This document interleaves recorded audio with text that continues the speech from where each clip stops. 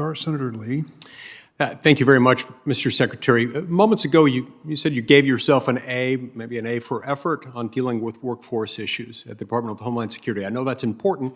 You rely on your people. Now, you've got about 17,000 Border Patrol agents. Is that right? I'm sorry, we have about 16, 17,000 on the border. On the border, on the border. So on the southern border. Let's talk about those for a minute. 16, 17,000 on the southern border.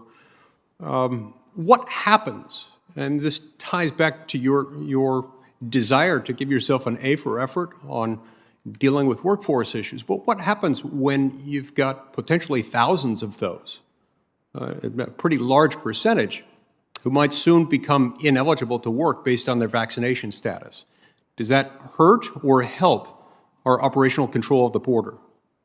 Senator, I hope that doesn't prove to be the case. We are seeing a tremendous uptick in the number of Border Patrol agents along the southern border who are indeed receiving their vaccinations. I hope that does not materialize. Well, yes, you hope, but do you have a plan for maintaining this? Would you be willing to share that plan with us in writing in the next 2 weeks? I would most certainly be pleased to do so. I appreciate that. And on the topic of workforce relations, on which you give yourself an A for effort, what about the issue with your Border Patrol agents recently being accused by some folks in the media of whipping illegal immigrants, when in fact they were not?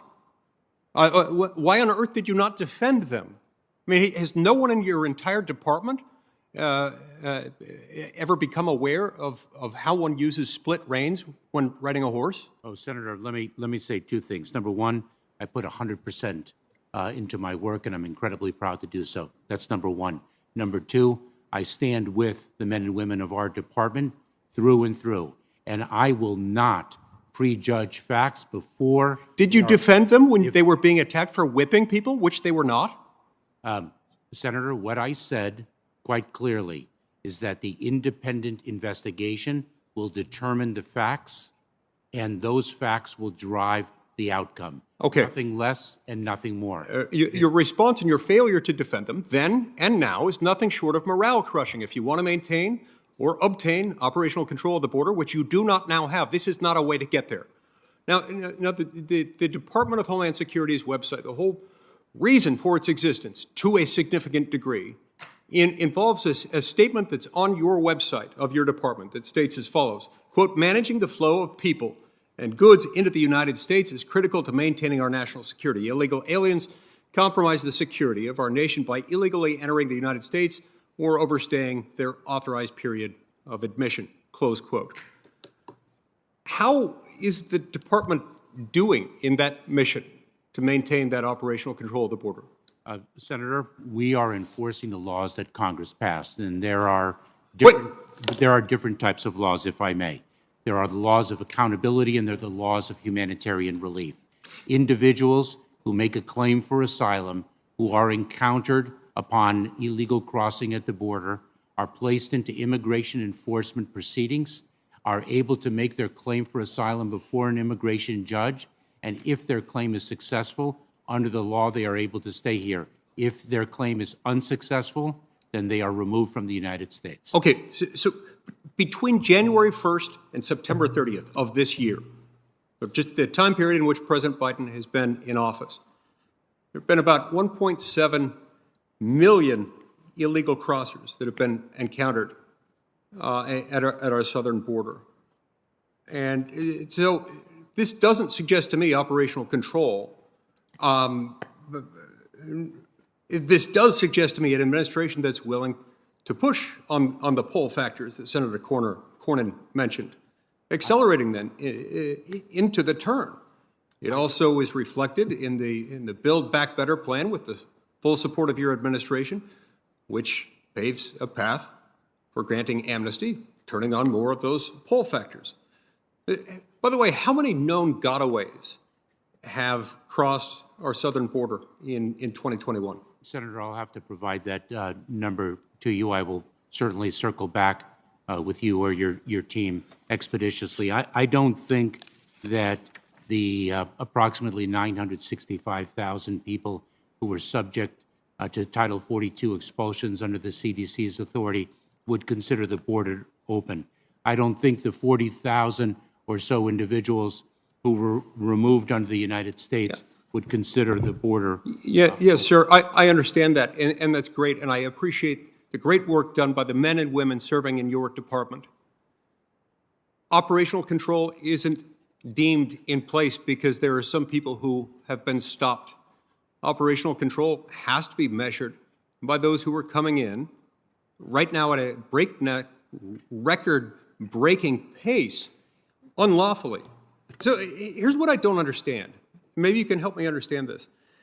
Does America have the capacity to help make sure that we take in every person, ill-intentioned or not, who wants to come to America? And what's the real limiting principle there?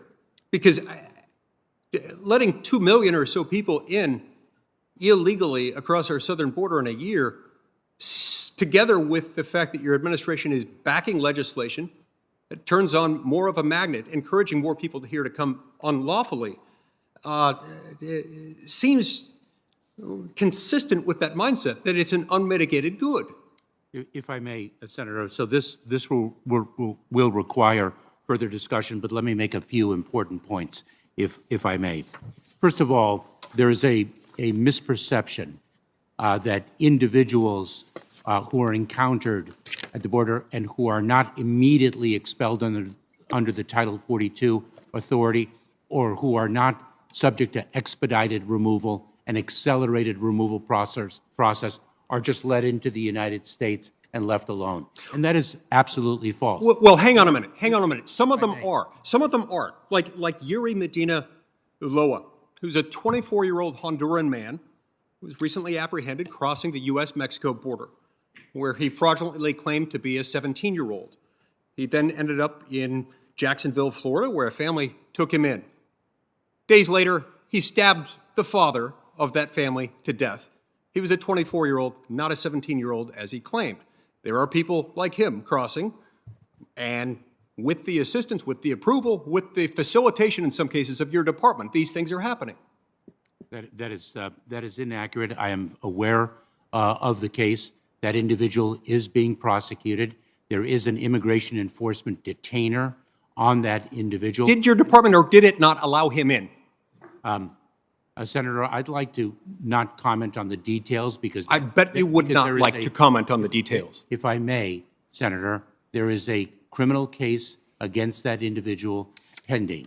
Whether or not that individual committed fraud and deceived our personnel is a question that may be relevant to the ongoing criminal prosecution, and so it would be inappropriate for me to comment on a pending criminal matter at this time. What's inappropriate is for your Senator administration Lee. to continue leaving these borders open Thank you, Senator Lee. while pushing to turn on the pull factors. That's wrong, and it's immoral, and it's harming the security of the American people.